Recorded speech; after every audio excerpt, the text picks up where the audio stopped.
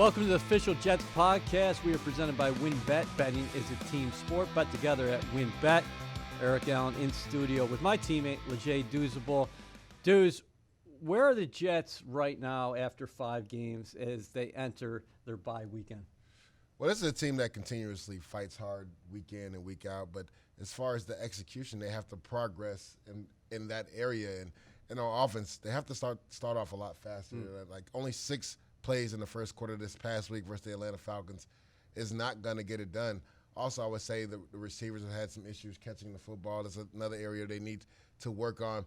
And then finding a way to get Zach going early and often in the game, and him being able to make the easy throws and routine throws at pivotal parts in the game. If you look at last week, right before the fourth quarter ends, the 3rd and 8, he has a chance to end the game on a simple out route to Corey Davis. He sails the ball on them. And then also in overtime, and Ryan Griffin's coming back across the formation. He hits him in stride with the football. That's a touchdown.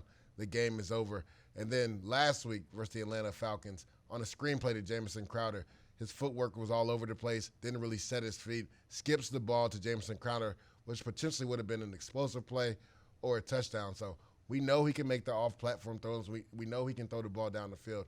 But he has to be able to realize that I have to set my feet, take a deep breath, and just make the simple and easy throws.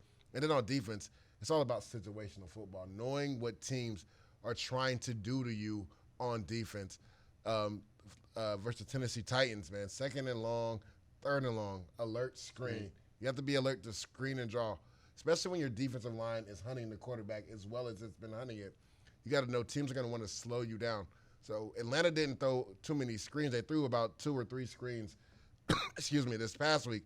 But what they did, instead of running draws, they run trap plays, which are extensions of draws, to slow the defensive line down. So you have to realize on 2nd and long, teams want to get back on track. They're going to run screens at you. They're going to run trap plays at you. They're going to run draw at you. So just be aware, situational football. And then 3rd and 13, cover 2. Bryce Hall has to realize, yes, I'm playing short to deep there, but you also have to hug your man because Matt Ryan had made a day of just getting the ball out of his hands, throwing quick slant routes. I think only one pass over 20 yards. Yes, exactly, and that was the week before versus the Washington football team. He had only one pass that traveled over 20 air yards. So you have to realize he's going to get his ball to his playmakers in space as quick as possible. So right there, with him and the safety right there, I believe it was Wilson, they have to talk about that, and they have to shrink the field down for that receiver. You can't give him that much space. You can't give up 3rd and 13. And then I believe on 3rd and 2, they ran stack with Cordell Patterson. They ran it earlier in the game. Matt Ryan takes the ball, just throws it right to him on a quick screen. He falls forward for a first down. So you have to realize in those situations what teams are trying to do to you. So you have to understand situational football and on offense, we just have to start a lot faster each game. All right. Brian Baldinger is going to join us this week, and he's always awesome with his insight. What do you think about Robert Saleh bringing up Josh Allen this week in terms of his first 5 games in the NFL in the same breath of Zach Wilson? Because the point there on a larger level is it's not easy to play as a rookie quarterback in the National Football League, and now everybody's talking about Josh Allen in elite terms. Yeah, it's not easy to play as a rookie, period, no matter what position you're in. But more specifically, at the quarterback position, and fans and people have gotten so enamored with, Justin Herbert from the Chargers, also Russell Wilson coming in, and Lamar Jackson, and even Patrick Mahomes, who didn't play his rookie year. Yep. But they have to realize that the situation these kids were in were a lot different than most of the quarterbacks that get drafted in the top 10. Now, Herbert situation is a little different. He was drafted in the top 10, but the Chargers, I believe, were a playoff team the year before and just got killed with injuries that year, lost a lot of close games. But if you look at the offensive weapons at his disposal, you're talking about Austin Eckler, you're talking about Keenan Allen, you're talking about Mike Williams, and then they added Jared Cook this year. And then they had Hunter Henry, who they lost in free agency. So this is a guy that had weapons on offense. Yes, his offensive line struggled last year, but what did they do to rectify that this year? They went and got Corey Linsley, made him the highest paid center, drafted Slater at the left tackle position. So now he's got a good offensive line and weapons. So coaching and culture matters, and it takes time to build that up. Usually when you take a quarterback in the top 3, It's because your culture hasn't been really good. It's because you don't have the playmakers on offense and defense. So it takes time. So people have to stop getting enamored with the exception and not the rule. Because if you look at a guy like Peyton Manning, Eli Manning, these guys struggle. Josh Allen struggled. Patrick Mahomes didn't even play his rookie year. So just take a step back, realize that, for most of these rookies, they've all struggled this year. If you talk about Justin Fields, you're talking about Trevor Lawrence, they've all, even Mac Jones has struggled, So that is usually what happens to rookie quarterbacks. That's not the exception. That is the rule. So it takes time for young quarterbacks to develop. Like, usually it's a process like 4 to 5 years. Most quarterbacks don't hit their stride until like 26, 27, 28. So Zach Wilson's only 22 years old? 22 years He's old. a young kid. He's going to be a good player, but it's going to take time for him to process the offense and to read defenses and to be able to take that next step to be an elite quarterback. He's got some electricity to his game. Our buddy Bart Scott compared it to Steph Curry shooting those step-back threes from anywhere on the court because he has the arm strength to get the ball anywhere. But let's talk about free throws and 100%. and layups. Okay, Yeah, layups and free throws win you the game now. Now, how does he get to a point where consistently he's making those happen? Because if you let those get away, then you're off schedule. When you're off schedule, that means the defense is on the field and you're not playing complementary football. It's about execution and mechanics. And I talked about it, the screen pass on second down to Jamison Crowder this past week versus the Atlanta Falcons. Like, his footwork was all over the play on that play. And you have to realize you have to use your mechanics every single play. Even on screen plays when you're getting the ball out as quick as possible out of your hand, you have to set your feet and let that back leg go and let the football go. Your foot can't be dragging when you're throwing that ball because that's what happens. You skip the ball. You got to also have the same confidence you have when you're rolling and playing off platform to throw the ball down the field. Have that same confidence when you're throwing an out route to Corey Davis. Have that same confidence when you're throwing a check down. Have that same confidence when you're throwing a dig to Keelan Allen.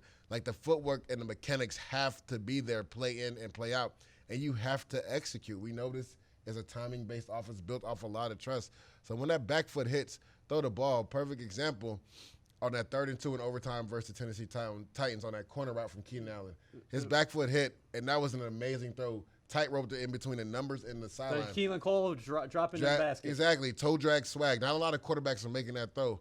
This week on the out route to Keelan Allen, he was late. He hits with the ball, and then he'll learn, and he has learned in the NFL, that DBs and safeties run a lot faster than the football. In college, it might have been a different story, but if you're late with the football on out routes, those are potential pick sixes in the NFL. And so is that a trust thing? Because Cole's open on that play, but he waits a little bit, and then by that time, it's an interception. And I think it's a trust thing and it's a mentality thing for Zach, because if you look at some of his interceptions, right, one was an out route to Elijah Moore. J.C. Jackson undercuts that on a pick, on a dig route to Corey Davis. He kind of hitched with the ball, and then Justin Simmons came and picked it up. So he has to realize every time I hitch with this ball, it's a potential interception. So I got to have the confidence and know that when my receiver, before he comes out of that break, I'm letting this ball go, and it's either going to be an incomplete pass or it's going to my receiver. But I'm not going to hitch because I know for sure if I hitch with the ball, it's going to be an interception. A final thing before we get to Baldy. Robert Saleh told me last week, you typically don't like a bye this early. Yeah. But in terms of your rookie quarterback, maybe this is a good time for him to take a step back. Well, not only for the rookie quarterback, if you look at the injuries the Jets have had at the safety position, Marcus May's been hurt, LaMarcus Joyner's out, even Adrian Colbert. Those are your top 3 safeties. All 3 of them are out right now. And then we know the Jets lost Carl Lawson earlier in the season. And then Mekhi Becton, you get 1 week closer to him getting back. And Jared Davis supposedly has the potential to maybe come back after the bye week. So, yes, I was on a team that played in London and after week 4 had a bye, and I was kind of mad about it because I was like, this is way too early in the season. But when you're coming from overseas and your body's all over the place because of jet lag, sometimes it's good to reset the body, get ready for this long stretch run of, 12 straight games in a row, and get your mentality back right and self-scout yourself and see what I need to work on. What can I do better, especially when you have a young team like this. It's all about self-scouting yourself and realizing if we really want to progress, we cannot continue to make the same mistakes. So we need to look at the film and see what adjustments we need to do coming out of this bye week to not continue to make the same mistakes. We're not going to make any mistakes. Let's bring in Brian Baldinger. WynnBET is now live in New Jersey, and they're bringing the excitement of Wynn Las Vegas to online sports betting. Get in on all your favorite teams, players, and sports, from boosted parlays to live in-game odds on every major sport. They have what you need to win. Sign up today to receive a special offer, risk-free $500 sports bet. Download the WynnBET app now or visit wynnbet.com to start winning. WynnBET, an official sportsbook and gaming partner of the New York Jets. Offer subject to change. Terms and conditions at wynnbet.com. Must be 21 or older and present in New Jersey. If you or someone you know has a gambling problem, call 1-800-270-7117. Let's bring in Brian Baldinger. Baldy, what's going on in the lab today? Well, I was watching Lamar Jackson last night, and, people, just because I know everybody wants to talk about quarterbacks, but people always want to write what a quarterback is like. They want to write his epitaph right now, and Lamar just keeps getting better. Like, forget about the numbers and the touchdowns and the yards. Like, that guy carved up the Colts last night from the pocket, going through progressions. I mean, it was play after play where he fights the urge now just to go run. Now, the line did a good job. The defensive line of the Colts got tired, but he stayed right there. And he'd go left, right, middle, come back. The touchdown to Mark Andrews for 4 yards, that was his fourth read. The Colts did a good job of taking everything away. And it's just a good tape to watch for anybody that thinks that, like, these guys reach their ceilings in year 4. Like, this guy, we haven't seen the best of Lamar yet. And that's what I'm looking at today. Yeah, Baldy. And it's funny that you said that, because me and the EA were just having a discussion that people are so enamored with Patrick Mahomes and Justin Herbert. Like, when did we as a fan base and society just start giving up on quarterbacks after year 1 and 2? Speaking about Zach Wilson and other rookie quarterbacks that have struggled this year, because that's usually what happens to rookie quarterbacks. Like, those other guys are the exception, not the rule. Well, what's interesting? Just to take Justin Herbert, for example. Like, they went out and got the best center in free agency, Corey Linsley. He was the all-pro center last year. They went out with their first pick and drafted Rashawn Slater. To me, he's the offensive rookie of the year. I mean, he was fantastic against Myles Garrett on Sunday. So you upgrade the offense line. You go get yourself Jared Cook. I mean, that guy, Jared Cook's going to beat one-on-one coverage against just about anybody. Then you have Michael Williams, and you have Keenan Allen and Austin Eckler. Like, he's got real talent. Yeah. And then you bring in a bright coach with a good plan, and you're like, he had a good year last year, but now he's just taking off. And he's winning these games, but he's not doing it by himself. He's got a tremendous supporting cast. And, same thing with Josh Allen. You go out and you draft these guys, and then you never stop building around them. You never stop upgrading to make it as, as not as easy, but you allow them to grow, and it doesn't feel like they have to do it all by themselves all the time. Because that's how it was in San Francisco last week. Poor kid Trey Lance. I mean, I don't know what they were doing in San Francisco. They thought he was Cam Newton. Like, you're going to ruin quarterbacks like that. Same thing. Chicago did the same thing against Cleveland, and then they backed off with Justin Fields. And they've now built smart game plans, and they're playing good defense, but they built smart game plans around Justin to really limit the number of hits and the number of things that they're asking him to do, which is just smart football. Yeah, and you bring up a great point, Baldy, and I want you to really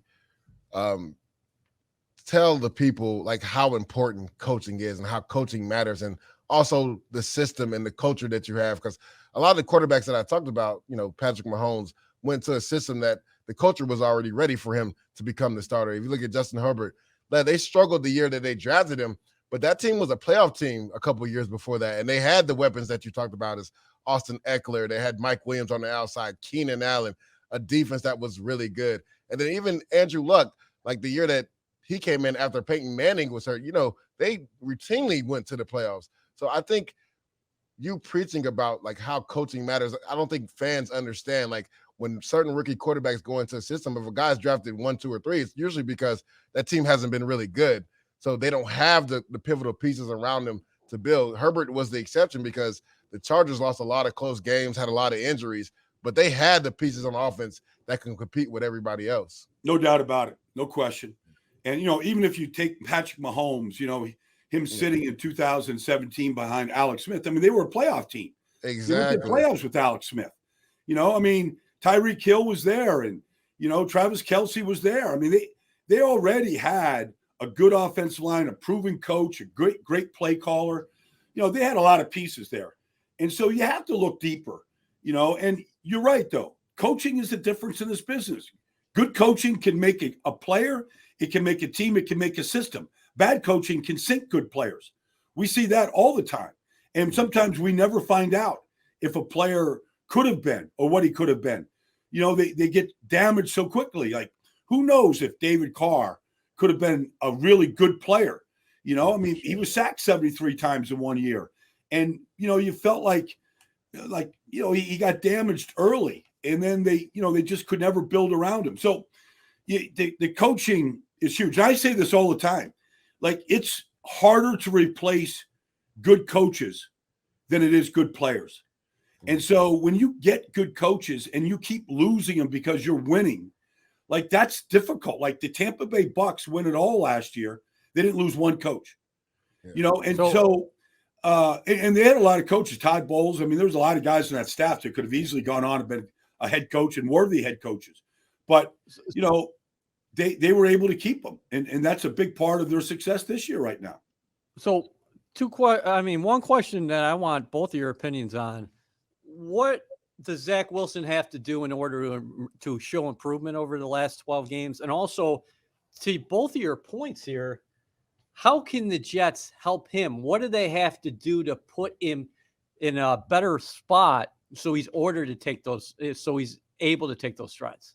Well, I think, every good quarterback needs a good offensive line and a running game. I don't care who you are. I mean, Aaron Rodgers isn't doing it by himself. Aaron Jones is a heck of a player. They've got certain guys that just can match up against anybody, and win. And in situations at third down, you got to keep the ball, got to keep possessions, fourth downs, red zone. So to me, what they need to do with New York, I mean, it'd be great to get Mekhi healthy and in shape because he was neither to start this season. So, but, if you put him I know you guys have watched, but Alijah Vera-Tucker is going to be a really good player. He's a good player now. He had a great game on Sunday. But if you could start building that line where they line up every Sunday, and have a chance and, put George Fant or Morgan Moses in a better position or the swing tackle where they can bring him in to run the ball better. Like, those kind of things could really help Zach Wilson. I mean, you could see him, like, even against Tennessee, the plays he made to win the game or what his talent is. But those things you can't rely on that every week. Like, that's just not doable. Like, you've got to be able to move the ball consistently, and steadfastly down the field. The big plays will happen when you can secure the line of scrimmage and, you could give your quarterback time and he's not getting hit early in these games. So Mekhi could be a big part of it. And then just, look, Michael Carter is a good player. He's not going to be the bell cow, but he could be a really good 1-2 punch with another guy, and then just building timing with these guys. I mean, threw a ball to Denzel Mims. I don't know what Denzel's going to be. It'd be good to see him on the field and out there, but he made a good play the other day. It'd be good just to see a receiving core line up every single week the way we talked about the Chargers. I mean, Michael Williams and Keenan Allen and, Jared Cook and Austin Eckler, they've lined up every single week, all 5 weeks. Their supporting cast of Justin Herbert has been out there every single game. Jalen Guyton. I mean, every single game those guys have been out there. So it's good that you can practice together and then take what you get in practice to the field every week. And the Jets they haven't been able to do that with Zach yet. Yeah, Douz, where can he get better? And what's on him? And then also, how can the Jets around him, including the coaching staff and his players on offense, help him out a little bit? Well, I think Baldy hit it right on the head. You have to run the ball effectively. And also, you have to string together drives. Like, you can't get better on offense if you're only playing 6 plays in the first quarter. Like, you have to get first downs for your team to get better. You have to get that repetition. But starting with running the ball effectively, like, that's how you take a lot off a young quarterback. Run the ball effectively. And then also, when there's simple and routine throws, Zach Wilson has to be able to make it. We know that he can make the off-platform throws. And Baldy just talked about that. Like, that's the skill set that he has. We know he can do that, but you can't live and feast off of that on offense because it's not real offense. Like, that's not a play. That's him just going out there playing backyard football. So as far as the simple plays, and I know you saw the game, Baldy, like the screen pass to Jamison Crowder on second down with 3 minutes left in the second quarter, like, you got to go through your mechanics and put that back foot down, get that ball out to him in space because he had 2 blockers. That potentially is an explosive play or a touchdown. If we go back the week before to the Tennessee Titans, he has a chance to end the game on 3rd and 8 on the out route to Corey Davis. Yep. Davis has 3 or 4 yards of separation. He sells the ball. Like, you have to take strides as a young quarterback in making those simple routine plays, especially at pivotal points in the game. So if he can do that, and LaFleur can help him a little bit, right? I say we don't have the big receivers besides Denzel Mims. So lining them up in butt sets, getting some crossing patterns, getting some combination routes. That way the kid has some easy throws, even some RPOs because he is an athletic guy. Getting him on the edge a little bit more with boots and sprints, I think that'll help him in the long run too. But he also has to make the pivotal and easy throws at the pivotal points in the game. Like, yeah, we know you can throw it for 50, 60 yards, but can you throw this 8-yard out route? Can you throw a simple screenplay and hit your receiver in the hands? Well, I think that I agree with you completely, Alijah. But I think these young any quarterback, I don't care what the name of the back of the jersey is, if you hit these guys early, like the mechanics that you're talking about, man, it's just hard. I mean, you just see it all the time. You see it with these guys that, when they get hit early and get hit hard, like, they're not staying in there and setting their feet and making these throws. They're just going to whirly bird it and just let it fly out of their hands. And they got to know. I mean, that's the best thing about Justin Herbert right now is he really feels like his backside is protected. He'll take off and run when he has to, but he really feels that with Matt Filer and Rashawn Slater on his backside, that he's got an extra tick to step up, set his feet, and make a good throw. And that's just a comfort that some quarterbacks have, a lot don't. And I feel like Zach needs that. All quarterbacks need it. But I think Zach has been hit hard a lot. And I think that would help him with the mechanics. And I think he knows what he needs to do to make good throws and consistent throws to move those chains that you discuss. Yeah, I think the protection's gotten better over time. And you talked about Alijah Vera-Tucker. What have you seen from him over the last couple games in terms of his growth? Because the Jets were stoked to move up in the draft in order to get him. I thought he was the cleanest offensive line prospect coming out. What have you seen from him, Baldy? Really, the whole package. He's got real power. He can move bodies. That's the big thing. When he hits people, he moves people. I don't care if it's, Grady Jarrett, or if it's Deion Jones, just going back to last week. When he hits them, he moves them. That's number one. Number two, he's got great hands. So when he gets his hands on people, like he's driving a car. He's just steering you. That's great. And then he plays with awareness, whether it's stunts or whether it's getting to the second level in the run game with the proper angle so that, Michael Carter could cut off him. I mean, most of the runs that went for any distance over 5-6 yards were over to the left side the other day. Yep. You see that. And even the cutback runs are cutting back behind him. So I see all of that. And then, even the trap where he went and he hit, Dante Fowler, he flipped him upside down. Like he's got heavy hands. He's got good power. He's got a good base. He's not off balance and he's not on the ground. You just go find me a play where number 75 is on the ground. He's on his feet. I mean, it's pretty easy to sell Alijah Vera-Tucker after the first 5 weeks right now for me. Yeah, Baldy, I've loved his progress, especially since week 1 versus the Carolina Panthers. He's trending in the right direction. Let's talk about another guy that me and you were very high on coming into this season, John FranklinMyers. I mean, what have you seen from him on tape? A lot of people don't know his name because he's not a really big name, but this guy gets it done every Sunday. Well, pass rushers are made. They're not born. You're not born a pass rusher. You got to learn how to rush the passer. And so, he had a year with the Rams, maybe being around Aaron Donald and watching him work probably rubbed off on him. But, he's got a plan. He's rushing on the edge. He's got counter moves. He's got a good takeoff, a really good takeoff. Yeah. He can beat you inside or outside. Those are kind of things that you're looking at. So to me, can you consistently get close to the quarterback? Like, it's one thing to go get 5 sacks. All right, that's great. But, like, did you just have 5 good rushes? Like, I'm looking for a consistent rush where you can consistently, when you freeze it, when the quarterback's releasing the ball, you're either at the quarterback or near him. And when I watch, 91, that's who he is. And so, they've done some things now. They brought some blitzes, which has allowed him to, either go inside or run some stunts. Like, I think we're looking at a guy that's still in his infancy. Like, he can be a steady, double-digit sack guy, which is good. But, like, 10 sacks, out of 1,100 plays, Alijah, isn't, to me. Isn't crazy, It's not that great. Like, I want to see a guy that can consistently flush the quarterback, get close to the quarterback, crush a pocket. And that's what I'm looking for from John FranklinMyers, and I think that's what the Jets are looking for. Final question here. The Jets have been very encouraged by the play of the young cornerbacks. What do you think about Bryce Hall fitting into this system? 5 PDs over the last 2 weeks. Yeah, he had his hands on a ball too the other day. He made a great break in his own coverage when Matt Ryan got flushed and he threw it, from the far hash. He had both hands on it. I thought it was going to be a pick.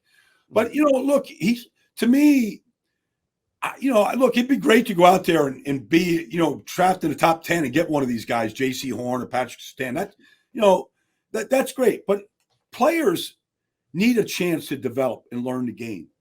Bryce Hall, before he, had the injured foot at Virginia, was what you're looking for, a big, tall corner, athletic, smart, and that's what I see from him. A guy that, has played man coverage, can play off, can tackle. I want my corners to be able to tackle. They put him in the blitz game. He's come off the edge. I'm encouraged by everything I see from Bryce Hall. Like, I think he has a chance to be a really good player. Sometimes you find him in the 5th round. It's easy to go find these guys in the top 10, top 15 picks. But, you got to allow these guys to play and develop. And I feel like the more Bryce plays, the better he's going to get. Great stuff as always, Baldy. I would say enjoy your bye week, but Baldy never has a bye week. My bye week comes in February. I hear that. I'll be ready to enjoy it then. Maybe I'll go free diving with Alijah here. Maybe he's going to. Yeah, Baldy, we got to get down there in Florida and go free diving. That's it. Thanks, brother. Appreciate you. Okay, guys. Take care, man. WynnBET is now live in New Jersey, and they're bringing the excitement of Wynn Las Vegas to online sports betting. Get in on all your favorite teams, players, and sports, from boosted parlays to live in-game odds on every major sport. They have what you need to win. Sign up today to receive a special offer, risk-free $1,000 sports bet. Download the WynnBET app now or visit WYNNBet.com to start winning. WynnBET, an official sportsbook and gaming partner of the New York Jets. Offer subject to change. Terms and conditions at WynnBET.com. Must be 21 or older and present in New Jersey. If you or someone you know has a gambling problem, call 1-800-270-7117. Great stuff as always from Brian Baldinger. When you look at the defensive side of the ball, you touched upon it in our opening segment.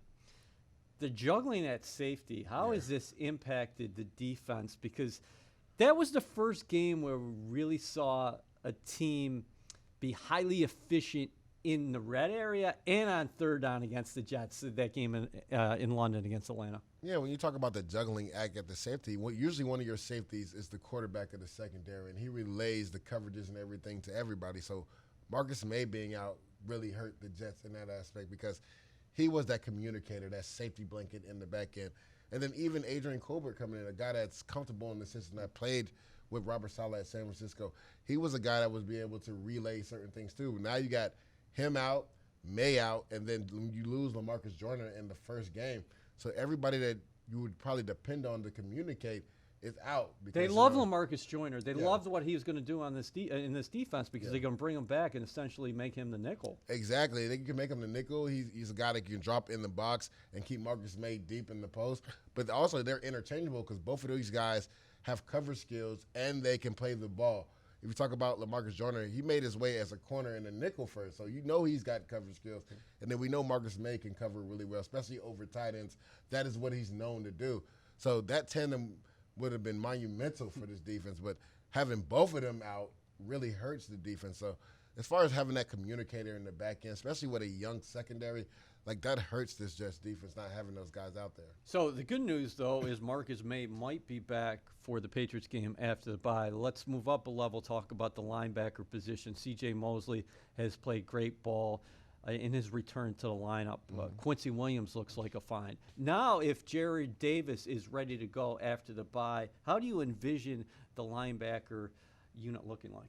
Well, Robert Saleh already came out and said when Jared Davis is 100% healthy and he's got his wind back up under him, his legs back up under him, he will go right back to his starter reps. So to me, I like Quincy Williams and maybe moving him to Sam because he's a physical guy. So that way you don't put so much on Jamian Sherwood as a rookie, and then you get help at special teams because you're interchanging both of those guys, which means they'll be both back on special teams. So special teams unit has played really well this year, but now you get two special team aces back on your coverage teams, on your return teams. So it only helps the team even more with Jared Davis coming back, going to his natural will position. Excuse me. And then you're having, Sherwood and maybe Quincy Williams share time at the Sam position. So, C.J. Mosley has been the mainstay. He's been playing at a Pro Bowl level. So now you're talking about finally getting some depth back, right? Yeah. And that's what we talked about. So many injuries is the depth has been tested so early. So when Jared Davis gets back, you're talking about having depth and being able to be interchangeable. And that, with this defense, that's how Robert Saleh is. You have to know probably all three linebacker positions to be interchangeable in this defense because the way he blitzes guys, you have to know multiple positions because he likes to move guys around based on their skill set. Jets defense still, even after giving up 450 yards against Atlanta, they're top 10 in the NFL in yards per play. So, listen, they did a really good job over the course of those first 5 games, especially the first 4. What do you think about what's ahead for the Jets after the bye in terms of the schedule? You're at New England, then Joe Burrow and Cincinnati are coming to MetLife Stadium. You have a short week. You play against the Indianapolis Colts, who, wow, they gave one away in my book against Baltimore. And then you're facing a Buffalo team who might be in contention for being the top team in the AFC. Yeah, to me, it's not even about the schedule anymore. It's about this Jets team and trying to figure out their identity on offense and then just being more consistent on defense. And I talked about self-scouting yourself and realizing that if we really want to progress, we cannot continue to make the same mistakes. We can't continue to start the game off slow on offense.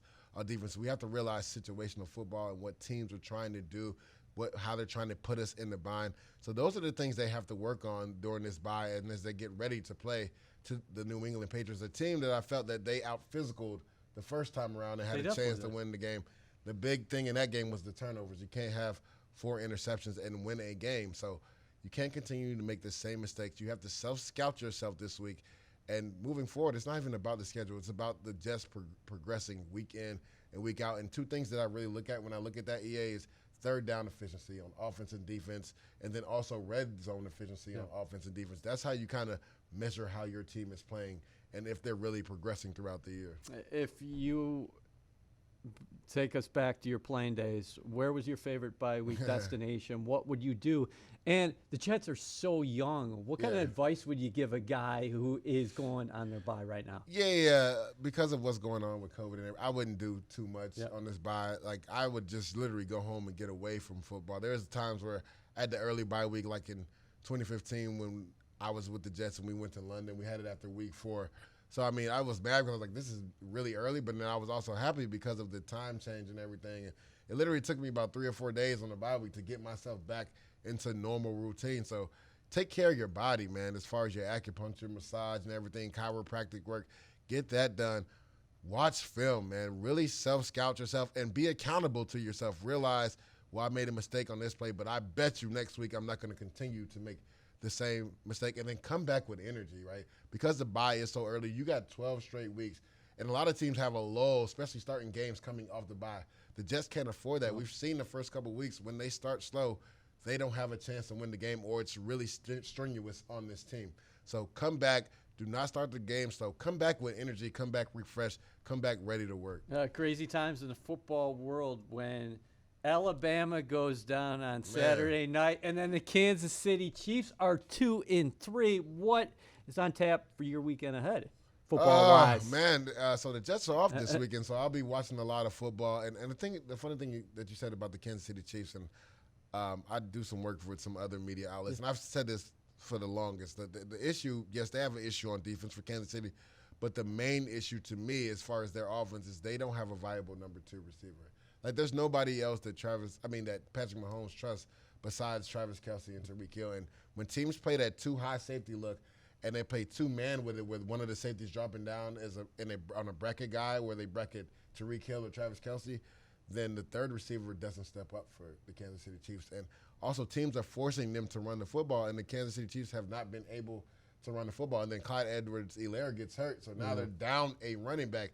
So if you're the Kansas City Chiefs, you have to change your mentality. So what's the counter? Because everybody's going to play coverage. Exactly. So you have to change your mentality of always trying to throw the ball down the field. You have to take what the defense is giving you, kind of like Aaron Rodgers did versus the Detroit Lions, right? They were playing that 2 safety look. Well, we're going to pound the ball with Aaron Jones until you stop it and get out of that 2 safety look. We're going to methodically drive the ball down your field. So this is where you got to have 10, 12, 14 play drives of, 3 yards here, 4 yards here, 5 yards here, until you force teams to get out of that too high safety look. And right now the Chiefs are not doing that. They're pressing and trying to force the ball down the field. And Buffalo Bills and Leslie Frazier did a magnificent job saying, we're going to keep playing this too high safety look. You're going to have to run the football. We know our offense is going to score. So are you going to be 0 times? Are you going to be disciplined enough to methodically move the ball down the field? And they weren't. Yeah. And with a league like that, then you're forced to start trying to force the ball down the field. So they played right into what the Buffalo Bills wanted them to do. And we saw that the Baltimore Ravens did the same thing too. Albeit they got a big fumble recovery late in that game because Edwards-Helaire fumbled the ball, but they did the same thing versus them. So you can't blitz Patrick Mahomes because that's where he kills you.